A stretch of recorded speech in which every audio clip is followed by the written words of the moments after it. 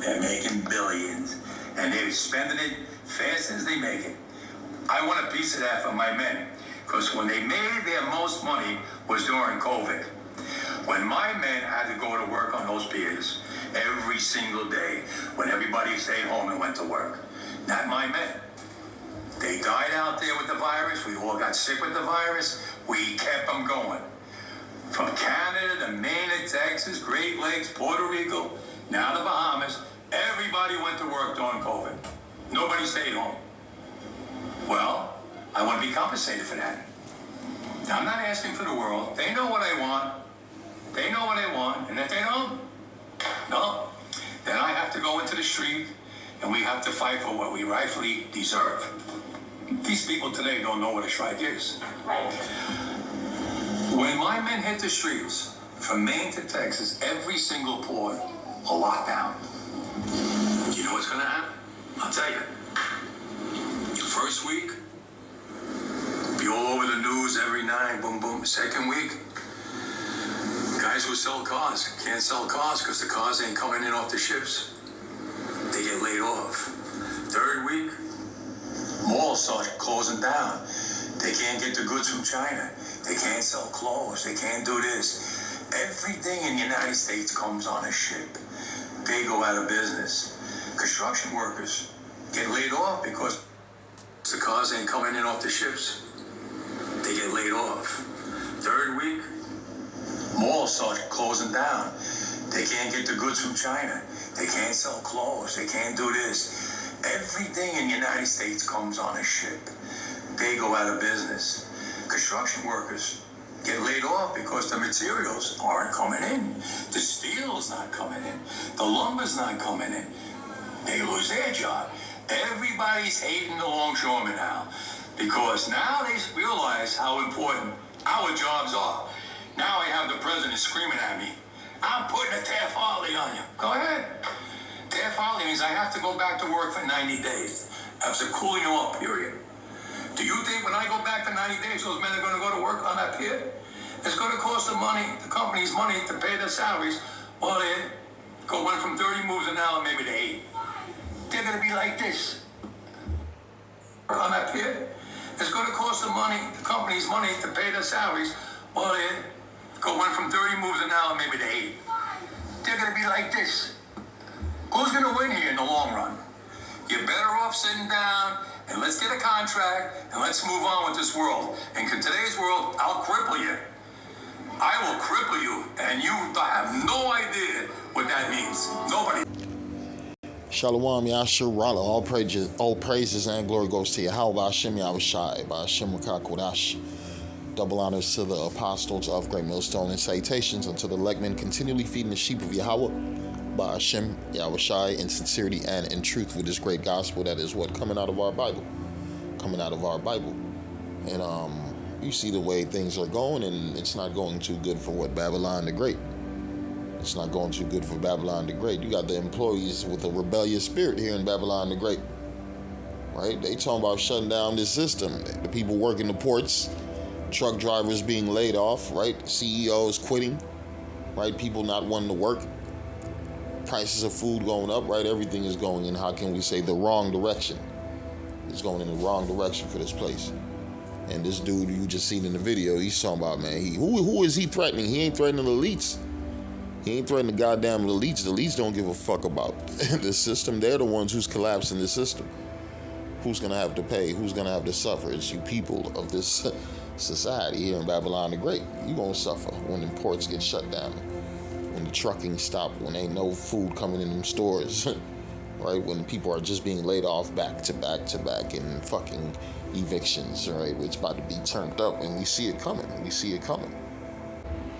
This is the book of 2nd Esdras, 15 verse 18, and it reads, For because of their pride, the cities shall be troubled, the houses shall be destroyed, and the men shall be afraid, right? We see trouble coming in these cities. Right, we see trouble coming in these cities, man, because what businesses is about to collapse. Right, the door is going to be shut in the streets when the sound of the grinding is low. Right, that's what's about to happen. The words of the scriptures is about to come in full effect, right? For because of their pride, the cities shall be troubled, The houses shall be destroyed, and men shall be what? Afraid. That's what's about to happen. The Lord's about to shut down this whole system, the economy, right? And these prideful men who thinking they're important, they're gonna find out, man, you ain't nothing. A doctor, a lawyer, a manager, a supervisor, a boss, right? A business owner, right? All these men who think they run something in this society, they're gonna find out you was just a puppet, you was just an employee like everybody else. And guess what? It's the end of your businesses. Galatians 6:3, for if a man think himself to be something when he is nothing, he deceiveth himself. Right? There's a lot of you people, your job got you prideful as fuck. Right? The money that you make got you prideful as fuck. That house you living in, that car you driving got you prideful as fuck. Guess what? The Lord about to take that from you. We're about to take that from you. And see how your woman feel after the Lord take that from you. You wicked men of this society, right? Your woman gonna flip on you, your children gonna flip on you. A lot of you gonna off yourselves, right? It's a lot of people unaliving themselves. I just watched 2 videos back to back. One dude talking about his friend unalive himself. The other dude, we finding out this rapper Chino XL, he unalive himself, right? Right? Because why, man? The music industry is dead. Right? The Lord said he's gonna bring the daughters of music low, and we see P. Diddy in jail. Other musicians about to be facing the same thing, right? It's an end of the world, right? For man think himself to be something when he is nothing, he deceiveth himself. And we about to see that these men ain't nothing when the Lord shut down this society, right? The Lord gonna shut down this society, and you so-called rich men, you gonna be targeted. People gonna be coming after you. They gonna kidnap your loved ones, right? That's what it is. You're gonna be thinking you in a fucking third world country. You're about to be turned up in this place, man, called Babylon the Great, right? Here it says FBI specialist urges Americans to stock up on food and prepare for hardship. Right? The Lord said, man, in latter days it shall be perilous times. Right? And we about to see them times. Right? FBI specialist urges Americans to stock up on food and prepare for hardship. Right? A former FBI specialist who was persecuted for questioning January 6th said during a hearing with lawmakers on a Capitol Hill that Americans should stock up on food and prepare for hardship. Marcus Allen, a former FBI staff operations specialist, told the Judiciary Subcommittee on Weaponization of the federal government that he was deliberately targeted by higher-ups for asking why there were so many federal informants in the crowd at the January 6, 2020. What? So many federal informants in the crowd at the January 6, 2021 Capitol riot. Right? These people, they telling on each other. Right? All them lies that they've been pushing is coming to light. And people are like, oh man, that's the wicked, man. You can't trust the words coming out their mouth. And the other nations are leaving Babylon alone. They ain't dealing with America no more. That's why they moving away from that petrodollar, the American currency, right? They're looking to make pacts with what the BRICS, Russia, China, right? Brazil, South Africa, and these other nations, right? They ain't thinking about America no more. This is the end of Babylon the Great as you know it. I'm going to read the book of 2 Ezra 9. Let's go to verse 5, and it says, for like as all that is made in the world have a beginning and an end, and the end is manifest, even so the times also of the highest have plain beginnings and wonder and powerful works, and endings and effects and signs, and everyone that shall be saved shall be able to escape by his works and by faith whereby ye have believed. Saved from what? The evil days that's coming, right? The perilous times, right? The Lord's. Then we just read about a system being shut down, economy being shut down, right? People about to turn on each other, right? Everything is leading to what? The coming of our Lord, man. Yahweh Hashem Yahushai, his son coming back, Yahweh Shai, right? I'm reading the book of Matthew 24:33. It says, so likewise, when ye shall see all these things, know that it is near, even at the doors. I'm reading again. So likewise ye, when ye shall see all these things, know that it is near, even at the door. Verily I say unto you, this generation shall not pass away till all these things be fulfilled. Right? Things written in the scriptures. Right? You're going to see, these people going to see that RFID chip. They're going to see this World War III, because this is that generation. Heaven and earth shall pass away. And it ain't talking about the earth and the world. It's talking about this man's society. Heaven and earth shall pass away, but the words shall not pass away. Right? But my words shall not pass away. The prophecies are going to come to pass. But of that day and hour knoweth no man, no, not the angels of heaven, but my Father only. But as the days of Noah were, right, so shall also the coming of the Son of Man be. For as in the days that were before the flood, they were eating and drinking, marrying and giving into marriage until the day that Noah entered into the ark, and knew not until the flood came, took them all away. So shall the coming of the Son of Man be. And how the Lord going to take them away this time? With fire, right? With famines, with the sword, with pestilence, with the plagues written in the scriptures, right? And ain't gonna be no escape. There ain't gonna be no escape. And it's all leading to what? The coming of our Lord, right? Matthew 24:42 says, watch therefore, for ye know not what hour your Lord doth come.